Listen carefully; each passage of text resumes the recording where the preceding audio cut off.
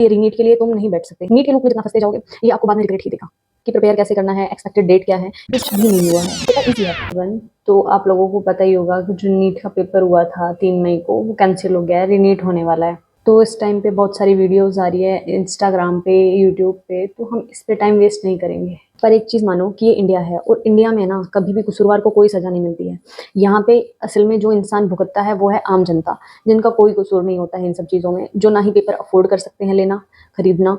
हमारी कोई गलती नहीं होती, बट हमें तो इस सिस्टम में रहना है, तो हमें इस चीज़ को एक्सेप्ट करना पड़ेगा। हम जानते हैं कि एमबीबीएस करने के लिए हमें नीट देना होगा, तो इस बात पे रोके रील्स वीडियोस ये सब देख के कि किसने क्या बोला है, किसने क्या बोला है, ये सब चीज़ें देख के एनटीए को कुछ कुछ गलत गलत बोल के हमारा नुकसान ही है।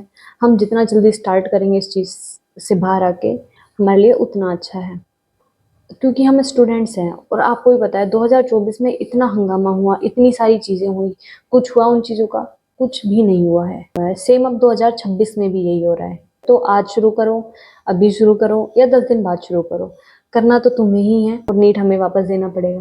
उस टाइम पे बहुत सारे कन्फ्यूजन्स होने लगते हैं, तो इसी के रिगार्डिंग मैं ये वीडियो बना रही हूँ कि प्रिपेयर कैसे करना है, एक्सपेक्टेड डेट क्या है, ये सब हम इस वीडियो में देखने वाले हैं। तो देखो, नीट एक नेशनल लेवल का एग्ज़ाम है, तो उसको कंडक्ट कराने में 1 से 1.5 महीना आराम से लग जाएगा। तो आप मान के चलो कि लगभग 1 से 1.5 महीना है जो, वो उसमें लग जाएगा इस एग्ज़ाम को। तो ये जून या फिर फर्स्ट वीक या सेकंड वीक तक जा सकता है। तो मिनिमम तुम्हारे पास 1 महीना तो है ही। अब ये है कि पेपर का लेवल कैसा आएगा। पेपर का लेवल हमेशा डिसाइड ऐसे नहीं होता है, जैसे नीट 2026 में 3-4 क्वेश्चन थे जो इजी आ रहे थे, तो उस बेस पे लोगों ने बोल दिया कि पेपर इजी है, जबकि नीट का लेवल ही एक्चुअल में वही था। हमने तैयारी सिर्फ 2025 के अकॉर्डिंग करी थी कि 2025 में पेपर थोड़ा टफ लेवल पे आया था, इस वजह से हमें वो पेपर इजी लग रहा था, जबकि वो इजी था नहीं। अगर नॉर्मल जो बच्चा है उसके लिए वो इजी बिल्कुल नहीं था। तो इस बार जो पेपर आने वाला है वो मॉडरेट से थोड़ा ऊपर आएगा, और पेपर टफ आया तो सबके लिए होगा, कट ऑफ फिर नीचे जाएगी उसी हिसाब से। अगर पेपर इजी आता है तो कट ऑफ हाई जाती है। वो सिर्फ आपके लिए टफ नहीं होगा, वो सबके लिए ही टफ होगा, और वो सबके लिए ही इजी आया तो सबके लिए ही इजी होगा। और एनसीईआरटी से बाहर कुछ नहीं आने वाला है। तो अब देखो, जिसके भी 400 से कम नंबर आ रहे हैं, मैं तुम्हें एक जेन्युइन बात बताती हूँ, तुम लोग 2027 के लिए तैयारी करो। 2026 के ये रीनीट के लिए तुम नहीं बैठ सकते। क्यों? मैं बताती हूँ क्यों नहीं बैठ सकते हो। क्योंकि 80 चैप्टर हैं, आप लोग वन शॉट देखोगे, और वो पॉसिबल ही नहीं है कि 1 महीने में आपका सिलेबस किसी भी तरीके से कंप्लीट हो जाए। और 400 नंबर आ रहे हैं, तो ये भी है कि आपका सिलेबस पूरा हुआ भी नहीं है। तो वन शॉट देखने से नहीं होने वाला है। तो जो आपने बैच वगैरह ज्वाइन कर रखा है, नीट 2027 के लिए आपने ज्वाइन कर लिया होगा, तो उसमें भी पीछे हो जाओगे, बैकलॉग हो जाएगा, तो आपको रिग्रेट होगा। और एक और बात बताती हूँ, नीट 2026 में 400 नंबर या उससे कम नंबर जुड़ रहे हैं, और आपका 4th या 5th अटेम्प्ट है, इवन 3rd भी है। तो मैं आपको एक बात बोलती हूँ कि आप इस एग्ज़ाम में बैठना चाहो तो बैठो, ठीक है। अगर आपको लग रहा है कि आपका मन है और आपको लग रहा है कि फ़ीस लगी है मेरी रजिस्ट्रेशन की, तो आप बैठ सकते हो। लेकिन एक जेन्युइन बात बताती हूँ कि आप इस लूप से प्लीज़ बाहर आ जाओ। इस लूप में बहुत सारे बच्चे अपना टाइम वेस्ट कर देते हैं, बाद में रिग्रेट होता है। मुझे सिर्फ यही लगता है, मेरा मानना ये है कि नीट को आप 2 या 3 बार लास्ट, ठीक है, इससे ज़्यादा आप इस लूप में मत फंसो।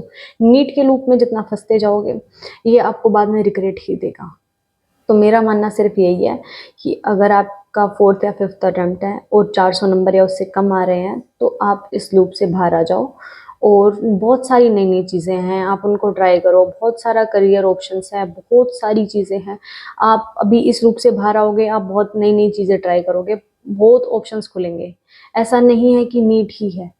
तो बस मेरा मानना है कि जिनके 400 नंबर हैं, आप नीट 2027 के लिए प्रिपेयर करो। अब बात आती है कि जिनसे 400 से 600 के बीच में नंबर आ रहे हैं, ठीक है, 400, 500, 500 से 600 जिसके भी नंबर आ रहे हैं, तो आपको एक बात ये है कि आपका सिलेबस तो कंप्लीट है 80% या 100%। जिसका जितना भी सिलेबस कंप्लीट है, एक बार मेरे को कमेंट में बताना, ठीक है। तो जिसका सिलेबस ये 400 से 600 नंबर है, उनका 80% या 100% भी सिलेबस कंप्लीट, तो आप रीनीट दे सकते हो।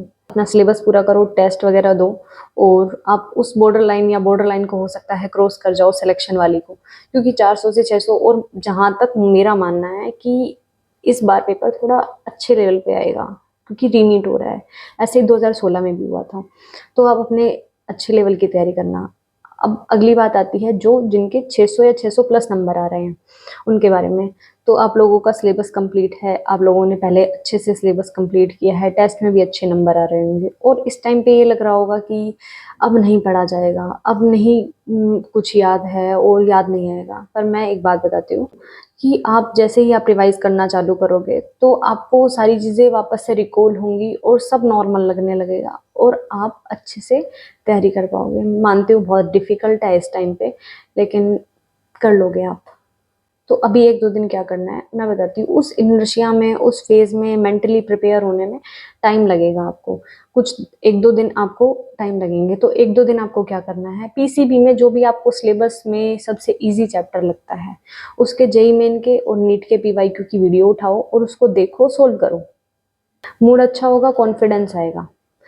देखो, जितना जल्दी आप स्टार्ट करोगे, उतना जल्दी खत्म होगा। ये रीस्टार्ट वाला फेज़ है, आप फिर से ज़ीरो पे खड़े हो, बहुत मुश्किल है। लेकिन जितना जल्दी करोगे, उतना जल्दी कंप्लीट होगा, मार्क्स अच्छे आएँगे, पेपर अच्छा होगा, सिलेक्शन होगा, ठीक है? और सबसे इम्पोर्टेंट बात, इस टाइम पे बहुत सारे लोग आएँगे, बहुत सारे कोचिंग वाले, मैं बताती हूँ।